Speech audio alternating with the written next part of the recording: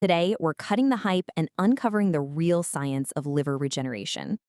Okay, let's dive right in. Do those viral detox juices and magical pills actually clean your liver? No, they're just marketing gimmicks. One green juice won't magically erase a week of late-night junk food. The reality is actually terrifying. Non-alcoholic fatty liver disease is now severely impacting 20-somethings with stiffness and fibrosis. Real detox takes two biochemical steps. Phase 1 simply modifies fat-soluble toxins into intermediate chemicals. But here's the catch. Those Phase 1 chemicals, they're actually way more dangerous than the original toxins. A bad diet stalls Phase 2, trapping those highly reactive toxins inside, which triggers severe liver inflammation.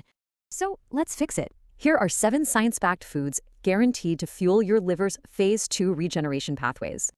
Sulfur veggies build glutathione, your master antioxidant. Meanwhile, radishes stimulate bile, which is basically the liver's natural detergent. Now, what's really interesting, busting the egg yolk myth. Yolks actually provide choline to export trapped liver fat. And simply adding black pepper boosts the liver-healing absorption of turmeric's curcumin by a staggering 2,000%. With garlic, crush it and wait 10 minutes. This activates allicin, instantly speeding up your detox enzymes. Eating beets and carrots as fibrous salads, not juices, binds toxins and drops the liver's workload by 30%. Probiotics like buttermilk protect your gut-liver axis, blocking bad bacteria from shooting harmful endotoxins straight into your liver. Leafy greens are your expert filters. Their chlorophyll instantly neutralizes nasty environmental heavy metals and dangerous pesticides. But wait, what bad daily habits will make these 7 magic foods totally useless and destroy your liver? You seriously need to have absolutely zero tolerance for these 4 specific liver-destroying habits in your daily life.